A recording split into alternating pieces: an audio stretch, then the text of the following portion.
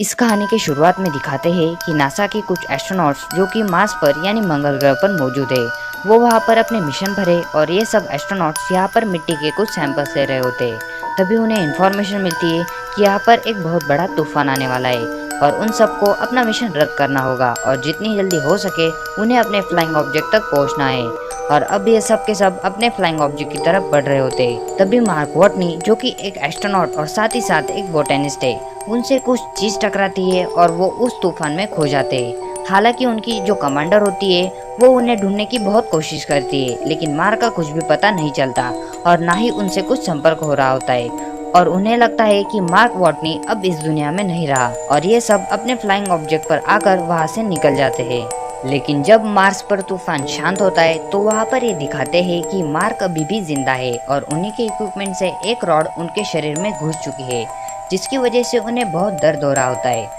वो किसी तरह वहाँ से उठकर अपने कैंप में जो उन्होंने शेल्टर के लिए वहाँ पर लगाया होता है उसके अंदर पहुँच जाते हैं और मार्क अपने शरीर से उस रॉड को निकालते हैं। मार्क यहाँ से किसी से भी संपर्क नहीं कर सकते थे क्योंकि संपर्क करने के लिए जो इक्विपमेंट्स यूज होते वो सब तूफान में नष्ट हो चुके थे और यहाँ पर वो अकेले फंस चुके थे और उनके साथियों को लगता है कि वो अब इस दुनिया में नहीं रहे और अगर मार्क को यहाँ से निकलना है तो उसे यहाँ पर 4 सालों तक जिंदा रहना पड़ेगा, क्योंकि नासा का अगला जो प्रोजेक्ट है वो 4 सालों बाद मार्स पर 3200 किलोमीटर दूर आएगा और उन्हें वहाँ पहुँचना होगा। लेकिन मार्क 4 सालों तक इंतजार नहीं कर सकता क्योंकि उसके पास 4 सालों तक का खाना नहीं है और उसे किसी भी तरीके से खाना अरेंज करना होगा और इसीलिए वो तय करता है कि वो मार्स पर खेती करेगा। उसके पास आलू होते और वो यहाँ पर आलू उगाना चाहता है, लेकिन उसे मिट्टी को उपजाऊ बनाने के लिए बहुत सारे पानी की जरूरत पड़ेगी और मार्स पर पानी नहीं होता। मार्क एक बोटेनिस्ट है और उसे पता है कि खेती करने के लिए किन किन चीजों की जरूरत पड़ती है और वो अब यहाँ पर खेती करने की तैयारी करता है। मार्क एक जगह पर बहुत सारी मिट्टी इकट्ठी करता है और उनमें आलू डालता है, मगर उसे पानी की जरूरत पड़ने वाली थी। पर अच्छी खबर ये होती है कि मार्क को पता है कि पानी कैसे बनाया जाता है। हाइड्रोजन में ऑक्सीजन मिलाकर उसे जलाने से पानी बनता है और यहाँ पर मार्क के पास सारे साधन मौजूद होते हैं और वो ऐसे ही करता है। पर जब वो पहली बार हाइड्रोजन को ऑक्सीजन में डालता है तब जोरदार ब्लास्ट होता है, क्योंकि वो उस ऑक्सीजन को कैलकुलेट नहीं करता जो उसके सांसों से आ रहा होता है। लेकिन अगली बार वो हाइड्रोजन को ऑक्सीजन में मिलाकर जलाने में कामयाब हो जाता है और अब यहाँ पर पानी बनना शुरू हो जाता है। दरअसल इस तरीके से वहाँ पर इवापोरेशन होता है और इस वजह से वहाँ पर पानी की छोटी छोटी बूंदें बनना शुरू हो जाती है और जितना पानी मिट्टी को लगने वाला था उतना पानी वहाँ बन जाता है और कुछ ही दिनों में वहाँ पर पहला पौधा अंकुरित होता है, जिसे देखकर मार्क को बहुत खुशी होती है। और दूसरी तरफ अर्थ पर ये ऐलान किया जाता है कि मार्क अब इस दुनिया में नहीं रहे। पूरे मीडिया में ये खबर आ जाती है, पर अगले दिन जब ऑपरेटर सैटेलाइट के मार्स की पिक्चर देख रही होती है तब वो ये देखती है कि यहाँ पर जो उनके इक्विपमेंट्स है वो एक जगह से दूसरी जगह पर शिफ्ट हो गए हैं। दरअसल ये वो सोलर पैनल थे जो मार्क ने एक जगह से दूसरी जगह पर शिफ्ट किए थे। वो अपने सीनियर्स को बुलाती है और वो सब समझ जाते हैं कि मार्क मार्स पर अभी भी जिंदा है, मगर उनका सीनियर बोलता है कि जब हम वहां तक पहुंचेंगे तब तक मार्क भूख से मर जाएगा और उसका कहना कहीं ना कहीं सही भी होता है, क्योंकि अर्थ से मार्स तक पहुंचने के लिए उन्हें बहुत बड़ा सफर तय करना पड़ेगा और वो जानते थे कि मार्क के पास उतने वक्त के लिए खाना नहीं है। अब मार्क को मार्स पर पूरे 70 दिन पूरे हो चुके थे और वो हिसाब लगाता है कि नासा का अगला मिशन जो मार्स पर उतरेगा वो 4 साल बाद आएगा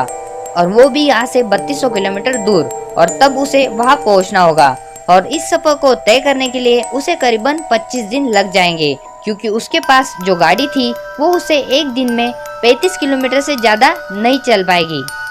क्योंकि उसके बाद उसे उसके सोलर पैनल्स को रिचार्ज करना होगा। और दूसरी तरफ अर्थ पर मार्स तक खाना और मदद पहुंचाने के लिए तैयारी शुरू हो जाती है, पर इन्हें इस पूरी तैयारी में 3 महीने लगने वाले थे और जिस फ्लाइंग ऑब्जेक्ट को वो वहाँ मार्स पर भेजने वाले थे उसे पहुंचने में 9 महीने लगने वाले थे, यानी पूरा 1 साल। वही दूसरी तरफ मार्स पर मार्क के फसल को पूरे 48 दिन पूरे हो चुके थे। उसने 400 पौधे उगाए थे जो कि उसके उम्मीद से ज्यादा थे और अब वो आलू निकालता है और छोटे आलू को दोबारा बो देता है। मार्क यहाँ पर खाद के लिए अपना मल यूज करता है, मगर वो जानता था कि अगर उसने नासा से संपर्क नहीं किया तो वो भले कितने भी आलू उगा ले वो जिंदा नहीं बचेगा। इसलिए वो वहाँ से एक ऐसी जगह पर जाता है जहाँ पर पाथफाइंडर होता है, जो कि 1997 में खराब हो चुका था और उसका संपर्क अर्थ से टूट चुका था। और जब मार्क उस तरफ जाता है तब अर्थ से नासा की टीम, जो लगातार उसके मूवमेंट्स पर सैटेलाइट से नजर रख रही होती है, वो समझ जाते हैं कि मार्क उस पाथफाइंडर को लेने के लिए जा रहा है, क्योंकि वहाँ पर उसके अलावा कुछ भी मौजूद नहीं होता। ये बहुत पुराना सिस्टम होता है और वो मार्स से सिर्फ फोटो भेज सकता था। इसीलिए मार्क उस कैमरे के सामने 3 बोर्ड्स लगाता है और बीच वाले बोर्ड्स पर लिखा होता है कि क्या आपको मेरे सिग्नल मिल रहे हैं, और लेफ्ट वाले बोर्ड पर यस लिखा होता है और राइट वाले में नो। और नासा नीचे से उस पाथफाइंडर के कैमरे को यस की तरफ मोड़ते हैं और मार्क ये बात समझ जाता है कि वो मुझे देख सकते हैं, और इस बात से उसे बहुत खुशी होती है और बाद में वो उनसे बातें करने के लिए कोड्स का इस्तेमाल करता है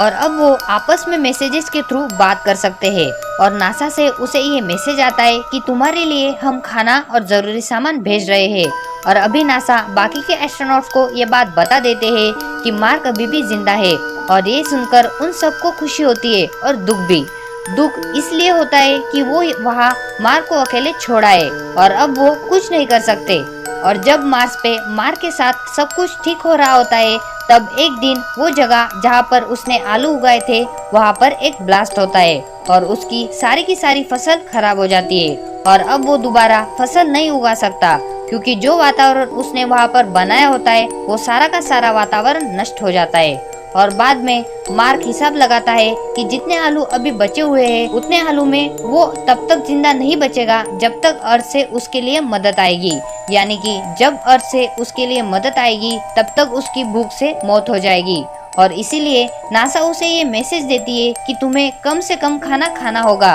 ताकि जब तक तुम तक मदद और खाना पहुंचेगा तब तक तुम जिंदा बच सको। और मार्क अभी दिन में सिर्फ एक बार खाना खाता है और दूसरी तरफ नीचे नासा लॉन्च की तैयारी करती है, जिसमें उसके लिए खाना और जरूरी सामान होता है, लेकिन यहाँ पर उन्हें देर हो रही होती है, इसीलिए वो उसकी टेस्टिंग नहीं करते और उसे लॉन्च कर देते। मगर मार्क की किस्मत एक बार फिर साथ नहीं देती। लॉन्च होने के बाद रॉकेट आसमान में ही ब्लास्ट हो जाता है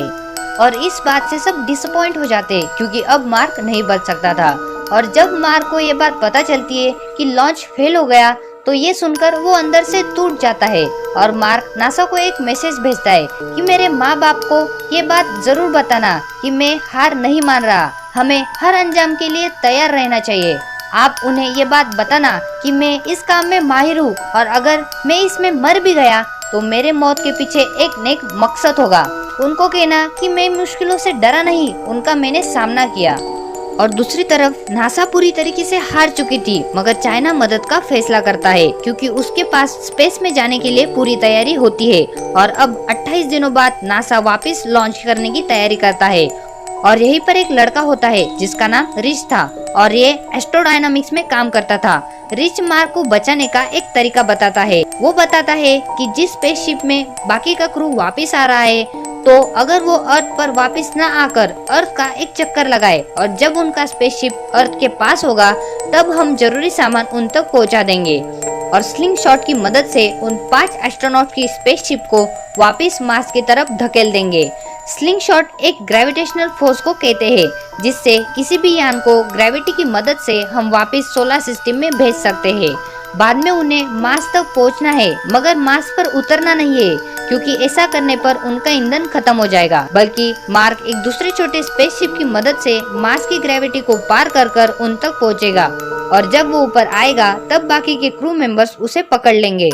पर ये सब इतना आसान नहीं होता। इसमें सिर्फ मार्क की जान बचाने के लिए नासा की टीम बाकी के 5 एस्ट्रोनॉट्स की जान खतरे में नहीं डाल सकते, मगर अगर वो ऐसा करते हैं तो वो मार्स तक वक्त से पहले पहुंच जाएंगे। लेकिन बाकी के 5 एस्ट्रोनॉट्स का मिशन उसकी वजह से 17 महीनों के लिए बढ़ने वाला होता है और इसी वजह से नासा रिच की आइडिया को रिजेक्ट करते हैं। और दूसरी तरफ मार्क मार्स पर उस काम को अंजाम देने में लग जाता है जिसके लिए वो मार्स पर आए थे और जो तूफान की वजह से अधूरा रह गया था। वहीं दूसरी तरफ रिच, जिसने नासा को मार्क को बचाने का प्लान बताया था, वो किसी तरह उस प्लान को उन 5 एस्ट्रोनॉट तक पहुंचा देता है और ये पांचों जो नासा को बताए बिना उस प्लान को अंजाम देने का फैसला करते हैं। और जब नासा देखता है कि उन 5 एस्ट्रोनॉट्स की स्पेसशिप की दिशा बदल रही है, तब वो समझ जाते हैं कि वो 5 एस्ट्रोनॉट्स मार्क को बचाने के लिए वापस जा रहे हैं और नासा चाइना की मदद से उन तक सारा जरूरत का सामान पहुंचा देते हैं। वही दूसरी तरफ मार्क उस फ्लाइंग ऑब्जेक्ट तक पहुंचने के लिए निकल पड़ता है, जिससे वो मार्स के ग्रेविटी को पार कर कर उन एस्ट्रोनॉट्स तक पहुंच सकता है जो उसे लेने के लिए वापस आ रहे हैं। और मार्क 90 दिनों के सफर के बाद उस फ्लाइंग ऑब्जेक्ट तक पहुंच जाता है, जिससे वो मार्स की ग्रेविटी को पार करने वाला होता है। मगर ये इतना भी आसान नहीं होता, क्योंकि उस फ्लाइंग ऑब्जेक्ट का वजन बहुत ज्यादा होता है और इसी वजह से मार्क को उसके लगभग सारे पार्ट्स निकालने पड़ते हैं, क्योंकि अगर वजन कम नहीं हुआ तो मार्क ग्रेविटी को पार नहीं कर पाएगा और इसी वजह से उसे उस फ्लाइंग ऑब्जेक्ट का 3000 किलो वजन कम करना पड़ता है। मगर मार्क भी एक ऐसे फ्लाइंग ऑब्जेक्ट से अंतरिक्ष में जाएगा जिससे ग्रेविटी पार करना बहुत मुश्किल होता है, मगर मार्क को ऐसा करना पड़ता है और पूरी दुनिया की नजर इस मिशन पर होती है और फाइनली मार्क टेक ऑफ करता है और लकीली उसका फ्लाइंग ऑब्जेक्ट स्पेस में पहुंच जाता है। उसके साथी उसके साथ रेडियो से कम्युनिकेट करने की कोशिश करते हैं, पर दबाव की वजह से वो बेहोश हो जाता है और इसी वजह से उनकी बात नहीं हो पाती। मगर कुछ देर बाद उसे वापस होश आ जाता है और सब बहुत खुश हो जाते हैं। पर यहाँ पर एक नई मुसीबत आ जाती है कि मार्क की स्पीड बहुत ज्यादा होती है और उसे पकड़ना इतना आसान नहीं होता। अब मार्क बोलता है कि मैं मेरे स्पेस सूट में छेद करूंगा और उससे जो हवा निकलेगी उससे मैं अपने आप को दिशा देकर तुम तक पहुंच जाऊंगा। उसके साथी उसे ऐसा करने के लिए मना करते हैं और उस फ्लाइंग ऑब्जेक्ट की स्पीड बढ़ रही होती है, जिससे वो 5 एस्ट्रोनॉट उसे बचाने के लिए आ रहे थे और उसकी स्पीड कम करने के लिए उन्हें उस स्पेसशिप में बॉम्ब ब्लास्ट कर कर उसका एक हिस्सा उड़ाना पड़ता है, जिससे उसकी स्पीड कम हो जाती है और अब उन्हें मार्क अपनी तरफ आता हुआ दिखाई देता है और जल्दी से शिप कमांडर फ्लाइंग चेयर पर बैठकर मार्क की तरफ बढ़ने लगती है। मगर जिस रोप से वो बंधी हुई होती है वो रोप खत्म हो जाती है और अभी मार्क वही करता है जो उसने बोला था। वो अपने स्पेस सूट में छेद करता है और अपने फ्लाइंग ऑब्जेक्ट को छोड़कर वो उस कमांडर की तरफ बढ़ने लगता है। मगर जैसे ही वो उसका हाथ पकड़ने वाला होता है वो उसके हाथ से छूट जाता है, लेकिन जिस रोप से वो चेयर बंधी हुई होती है वो उस रोप को पकड़ने में कामयाब हो जाता है और इस तरह वो मार्क को अपने स्पेसशिप में लाने में कामयाब हो जाते हैं और मार्क की जान बच जाती है। और इतनी मुश्किलों का सामना करने के बाद जब वो अर्थ पर आता है तो वो एस्ट्रोनॉट्स का इंस्ट्रक्टर बन जाता है, जो उन्हें ये सिखाता है कि दूसरी दुनिया में दूसरे ग्रह पर कैसे रहा जाता है। और इसी के साथ ये मूवी, ये कहानी यहीं पर खत्म हो जाती है।